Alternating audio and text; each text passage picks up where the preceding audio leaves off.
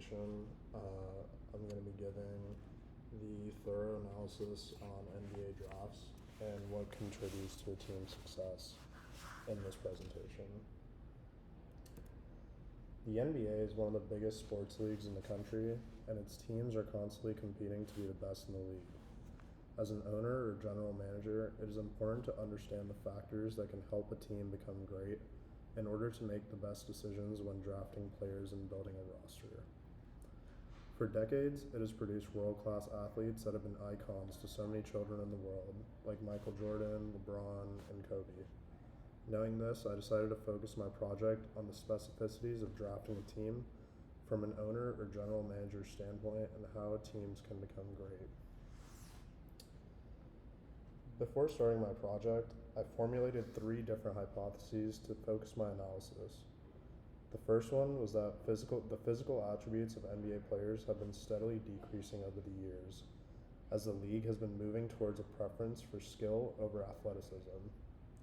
The second hypothesis is that the number of overseas players in the league has been trending upwards, as scouting and recruiting have expanded to different countries. Lastly, the third hypothesis was that the number of three-pointers taken and made has been increasing exponentially, as the league has seen a rise in pure skill point guards. Next, to test these hypotheses, I collected a dataset from Kaggle.com which contained over 12,000 rows of data and 22 unique variables. This dataset included a lot of quantitative and qualitative variables.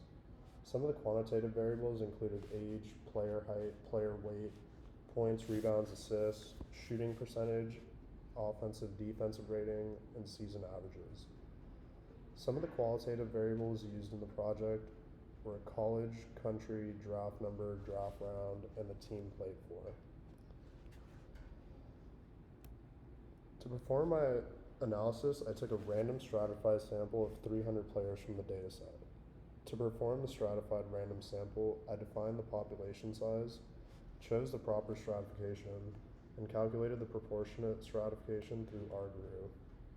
Specifically, I took a list of all players who were drafted in the first round and grouped them by draft year. Then I took a random sample of 10 players who were grouped by draft year equal 1. This dataset had a comprehensive inclusion of every player in the league, so it was interesting to look at players who were not included in the first or second draft round, as it included undrafted players as well. For my analysis, I focused on 2 qualitative variables and 4 quantitative variables. The qualitative variables chosen for my analysis were draft round, which indicated which round a player was drafted in, which would be 1, 2, or undrafted, and country, which specified a player's country of origin.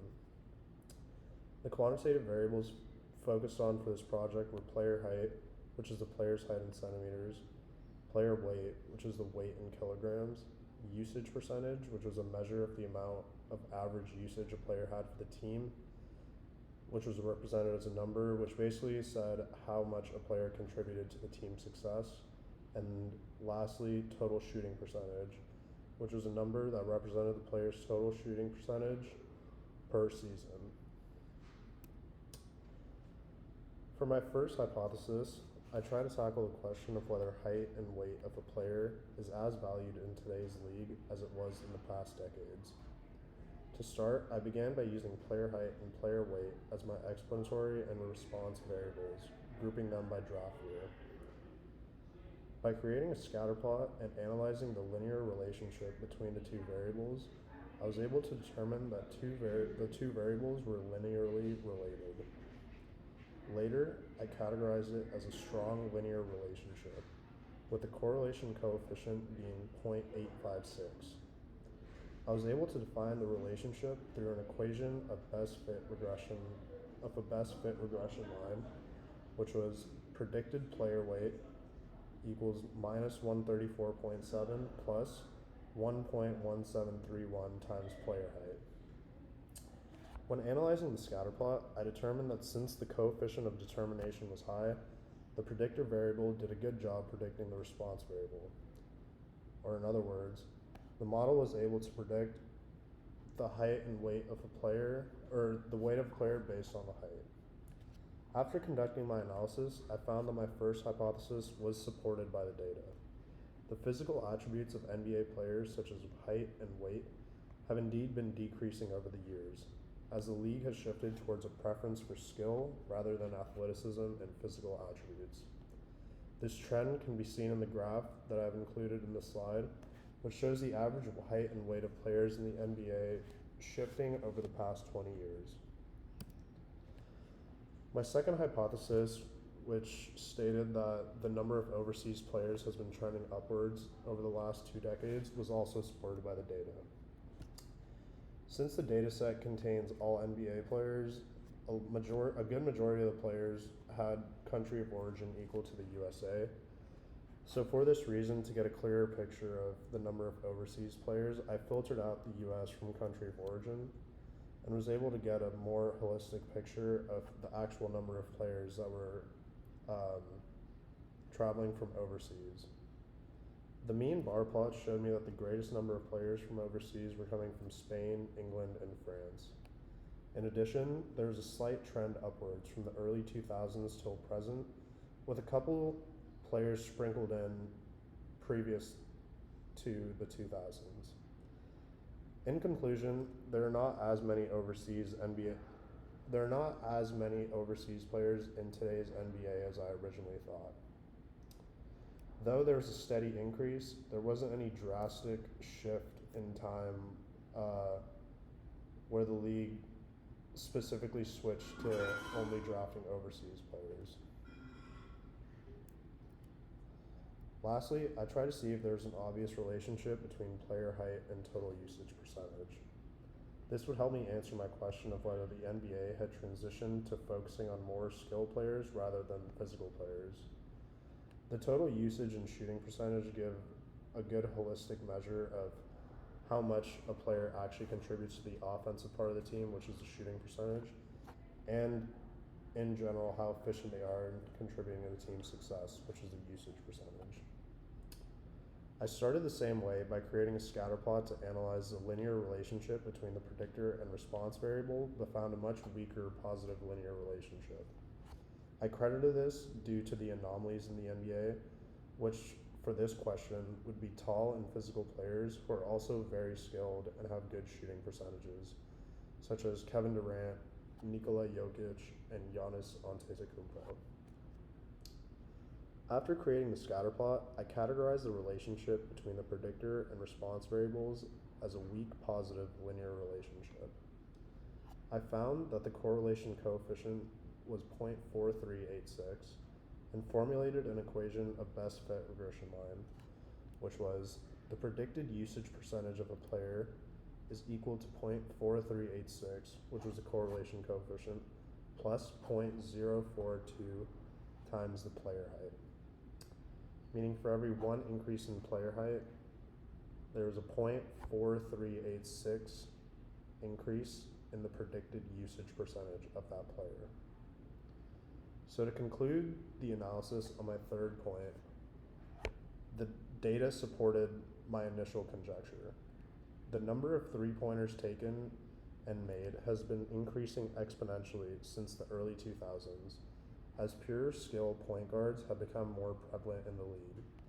We see examples of teams benefiting from this sort of move, such as the Warriors, who are focused around completely skilled players, such as Stephen Curry and Klay Thompson, and has resulted in a dynasty of winning almost 3 championships in the past 6 years.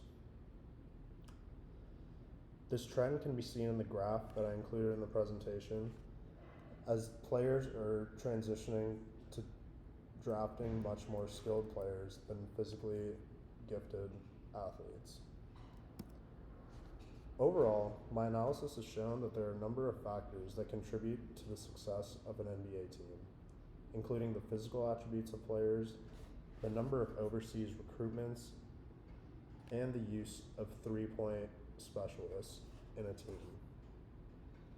By understanding these trends, owners and general managers can make better decisions when drafting players and building their teams. Nowadays, basketball has become a very advanced sport.